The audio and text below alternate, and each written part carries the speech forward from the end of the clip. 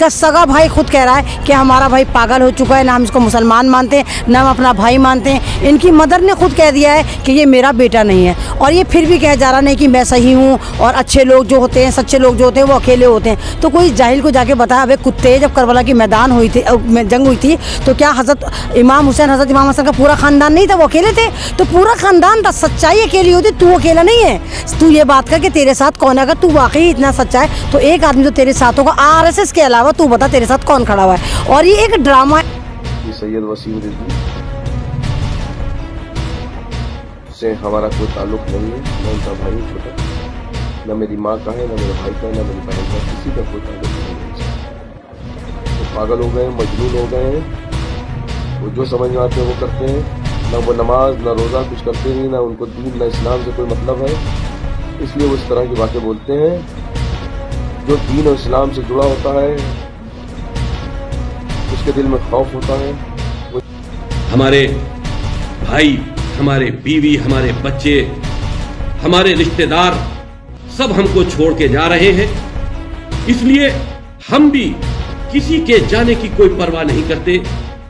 हम खुश हैं, हम वसीयत भी करते हैं कि जब भी हमारा इंतकाल हो जाए तो मेरे पास 4 मेरे ऐसे दोस्त हैं जो हमको कब्रिस्तान तक पहुंचा सकते हैं। हम इस लड़ाई को आखिरी दम तक लड़ेंगे, और जब तक लड़ेंगे जब तक हम जिंदा हैं। अगर हमको जब भी ये बात महसूस होगी कि ये लड़ाई हम हार रहे हैं तो हम अपना सुसाइड कर लेंगे। या सुन्नी मिलके आपस में इत्तेहाद का काम कर रहे हैं, तो बीजेपी के तो मरोड़े उठने शुरू हो जाते हैं। तो वसीम कुत्ता नाम का एक आदमी लेकर आए कि जो नाम से ऐसा लगता है मुसलमान है, और हम लोग धोखा खा जाते हैं। हम उसको मुसलमान भी नहीं कहते, शिया तो बहुत दूर की बात है। पहले वो एक अच्छा इंसान बन जाए। जो बंदा औरत की इज्जत नहीं करता, आप वो सोचो वो इंसान नहीं हो सकता।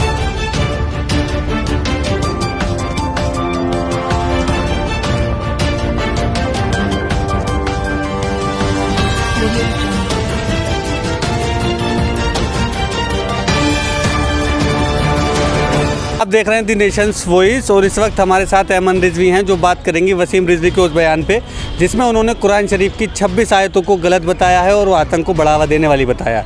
अब क्योंकि वसीम रिजवी के भाई ने और मतलब परिवार ने उनका बाइकआउट कर दिया है, उनसे संबंध तोड़ दिया है, तो इस बारे में हमें अमन रिजवी से बात करनी है। मैम, सबसे पहला सवाल आपसे ये है कि जिस तरीके से हमला किया है वसीम रिजवी ने इस्लाम धर्म पे या उसकी होली बुक कुरान पे, जो मतलब सभी लोग उससे अक़ीदत रखते हैं, मोहब्बत रखते हैं, क्योंकि कुरान जो है वो इस्लामी ग्रंथ माना जाता है, क्या कहना चाहते हैं? पहले तो मैं यही कहूँगी जो वसीम रिजवी है इस तरह की खुराफात करता रहता है, आपको ही पता होगा। तीसरी इसका ये अटैक है, कभी उसने वो औरतों पे अटैक करता है, फिर उसने हज़रत आयशा पे एक वीडियो बनाकर उसने ड्रामा करने की कोशिश करी थी, और अब जैसे ही कलाम पाक को लेकर आया और कह रहा है कि 26 आयतें जो हैं वो उग्रवाद को बढ़ावा देती है, और इसने एक अदालत में जाकर चैलेंज करा है। पहली बात तो भारत का जो संविधान है वहाँ पर हम किसी भी मजहबी ग्रंथ को चैलेंज नहीं कर सकते, और दूसरी बात वसीम रिजवी को तो उसकी फैमिली खुद कह रही है कि बिल्कुल ऊपरी उसका माला जो है ख़त्म हो चुका, ये पागल है। इवन इसकी 2 बीवियाँ हैं वो भी इसके साथ नहीं खड़ी, इसके बच्चे हैं वो इसके साथ नहीं खड़े। इसका सगा भाई खुद कह रहा है कि हमारा भाई पागल हो चुका है, ना हम इसको मुसलमान मानते हैं, ना हम अपना भाई मानते हैं। इनकी मदर ने खुद कह दिया है कि ये मेरा बेटा नहीं है, और ये फिर भी कह जा रहा नहीं कि मैं सही हूँ और अच्छे लोग जो होते हैं, सच्चे लोग जो होते हैं वो अकेले होते हैं। तो कोई जाहिल को जाके बताया, अबे कुत्ते, जब करबला की मैदान हुई थी, जंग हुई थी, तो क्या हज़रत इमाम हुसैन, हज़रत इमाम हसन का पूरा ख़ानदान नहीं था, वो अकेले थे? तो पूरा ख़ानदान था। सच्चाई अकेली होती, तू अकेला नहीं है। तू ये बात कर कि तेरे साथ कौन है, अगर तू वाकई इतना सच्चा है तो एक आदमी तो तेरे साथ होगा। RSS के अलावा तू बता तेरे साथ कौन खड़ा हुआ है? और ये एक ड्रामा है, क्योंकि अगर आप देखेंगे इस वक्त तो भारत की जो शिया सुन्नी कम्युनिटी है वो एक साथ आ गए, तो अब उनको दूर करने के लिए, क्योंकि किसान मूवमेंट है, इस तरफ से ध्यान हटाना है, बंगाल में इलेक्शन है उस तरफ से ध्यान हटाना है, तो उसके लिए एक जो सस्ता, सबसे सस्ता और घटिया आदमी मिल सकता था, उसका नाम था वसीम रिजवी, जो हर जगह अवेलेबल हो जाता है जहाँ भी नफरत फैलानी हो। तो RSS वालों ने, बीजेपी वालों ने इससे कॉन्टैक्ट करा, उससे कहा कि भाई इस्लाम पे तू टारगेट कर, क्योंकि तू तो हमेशा करता चला आया है। लेकिन इस तरह नहीं होगा। अब आप देखिए तमाम शिया उलमा, तमाम शिया जितने भी शियाओं के बड़े बड़े रहनुमा हैं, तमाम लोग सड़कों पर उतर चुके हैं। और अभी आप देखिए आने वाले फ्राइडे में जामा मस्जिद से शिया और सुन्नियों की एक रैली निकल रही है, जो ये बात साबित करेगी कि देखिए शियाओं में और सुन्नियों में कितना इत्तेहाद है। कितने भी वसीम रिजवी जैसे कुत्ते आएंगे, भौंकेंगे और चले जाएंगे, लेकिन वो आपसी समझौते को, आपसी भाईचारे को ख़त्म नहीं करवा सकते। एक बात मैडम मैडम ये है मेरी कि जैसे वसीम रिजवी के लिए मतलब शुक्रवार को रैली रखी गई है, जामा मस्जिद से रैली शुरू होगी, वो सुप्रीम कोर्ट तक जाएगी, तो क्या ये इसमें शिया सुन्नी दोनों साथ होंगे या केवल शिया होंगे या केवल सुन्नी होंगे? नहीं, इसमें शिया और सुन्नी दोनों कम्युनिटी को दावत दी गई। दोनों कम्युनिटी खुद आई हैं आगे कि हम एक साथ चलेंगे और ये समाज को मैसेज देंगे कि एक वसीम रिजवी, उसको शिया ना समझा जाए, वो शिया नहीं है। और अब बहुत अच्छा हो गया कि अब ये ऐसा लग रहा था कि ये मुद्दा इतना तूल नहीं पकड़ेगा, लेकिन इस वक्त बहुत ज़्यादा ये तूल पकड़ चुका और तमाम शियाओं के रहनुमा सुन्नियों से ज़्यादा प्रोटेस्ट कर रहे हैं, सुन्नियों से ज़्यादा उसको लानते भेज रहे हैं, उसका बाइकआउट कर रहे हैं और ख़ुद कह रहे हैं कि हम तो उसको अपने समाज से 2 साल पहले बाहर कर चुके हैं। हम तो उसको न शिया मानते हैं, न इंसान मानते हैं, न भारतीय मानते हैं। लेकिन बीजेपी का तो इतिहास रहा है कि जो भी दंगाई होता है बस उसको पकड़ के ले आते हैं और देश का माहौल ख़राब करते हैं। इस पर धारा 153 लगी हुई है वसीम रिजवी पे, जो कि शर्जील इमाम पे भी लगी थी, मतलब दंगा भड़काने वाली, तो वो भी इन पे लगी हुई है। तो शर्जील इमाम को जब धारा लगी थी दूसरे दिन ही गिरफ्तार कर लिया गया था, जबकि इन पे 10 महीने पहले लगी थी, अभी तक गिरफ्तार नहीं किया गया।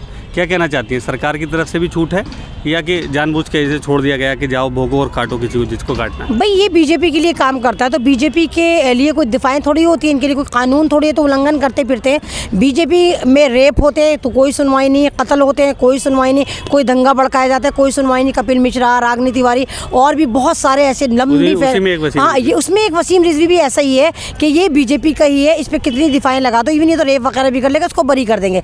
अब इसको इसीलिए यूज़ करा गया है कि इतने शांति से मुसलमान बैठे हुए हैं, इतने शांति से शिया सुन्नी मिलके आपस में इत्तेहाद का काम कर रहे हैं, तो बीजेपी के तो मरोड़े उठने शुरू हो जाते हैं। तो वो वसीम कुत्ता नाम का एक आदमी लेकर आए कि जो नाम से ऐसा लगता है मुसलमान है और हम लोग धोखा खा जाते हैं। हम उसको मुसलमान भी नहीं कहते, शिया तो बहुत दूर की बात है, पहले वो एक अच्छा इंसान बन जाए। जो बंदा औरत की इज्जत नहीं करता, आप खुद सोचो वो इंसान नहीं हो सकता। उसने जब एनआरसी में औरतें बैठी थी तो उनको बाजारू औरतें बताया था, तो क्या इसके घर में बहनें नहीं है, क्या ये माँ से पैदा नहीं है, क्या इसकी बीवी नहीं है, क्या कोई नहीं है इसके घर में? तो जो समाज में औरत की इज्जत नहीं करता तो आप उससे कैसे यकीन करेंगे कि वो संविधान की इज्जत करेगा, वो धर्म की इज्जत करेगा, वो यहाँ के भाईचारे की इज्जत करेगा? तो वसीम रिजवी का तो समाजी बाइकआउट हो चुका और इसने अपनी एक कब्र बुक करा रखी थी, उस कब्र को भी पब्लिक ने गुस्से में आके तोड़ दिया है कि तेरा कब्रिस्तान से कोई वास्ता नहीं, क्योंकि हम तुझे मुसलमान मानते ही नहीं। उनके भाई का कहना है, अपने बयान में उन्होंने कहा है कि ये पहले भी, मतलब आपसे कुछ दिन पहले भी, काफ़ी दिन पहले से नमाज रोज़ा वगैरह ये सब नहीं करते थे, केवल नाम इनका मुस्लिम है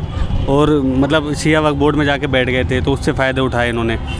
क्या कहती हैं इस बात पे? वो बीजेपी ऐसे लोगों को टारगेट करती है ना जो इस्लाम के भी दुश्मन हो, ना मुसलमानों जैसा हो। जैसे वसीम रिजवी नाम का कुत्ता उन्होंने पाल लिया है, अब पीएमओ में पला हुआ है ना, जो भौंकता रहता है। तो भाई खुद कह रहा है कि दिमागी तौर पर दिवालिया हो चुका है, ये पागल हो चुका, और अभी भी अगर आप सही से इसको अस्पताल लेकर जाएंगे तो खुद ये कहेंगे कि हाँ पागल हो चुका, इसको भर्ती कर लो, बहुत बड़ा पागल हो चुका। और जब इंसान दिमागी बहरान का शिकार हो जाता है तो वो उल्टे सीधे स्टेटमेंट देता फिरता है, जबकि इसको भी पता होगा, अगर ये नॉर्मल इंसान होता तो इसको पता होता कि भारत एक लोकतांत्रिक देश है और भारत का संविधान इस बात की इजाज़त ही नहीं देता कि आप भारत में किसी भी अदालत में जाके गीता के लिए चैलेंज करें, महाभारत को चैलेंज करें, कुरान को चैलेंज करें, किसी भी मजहबी ग्रंथ को चैलेंज करें। लेकिन ये इतना अकल के तौर पे दिवालिया हो चुका, उसके बावजूद ये 16-26 आयतों को लेकर पहुंच गया कि नहीं ये भाई उत्पाद बचाती हैं।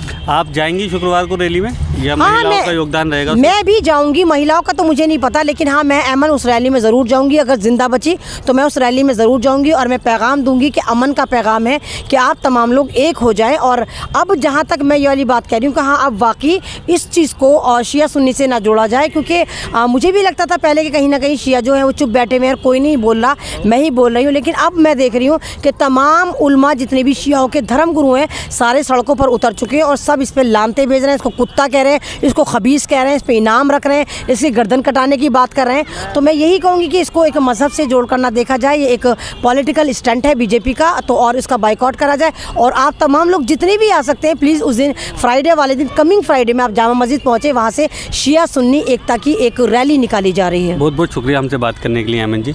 तो आप ऐसी और बहुत सारी खबरों के लिए देखते रहिए द नेशंस वॉइस। हमारे चैनल को लाइक कीजिए, यूट्यूब पे जाके सब्सक्राइब कीजिए। धन्यवाद।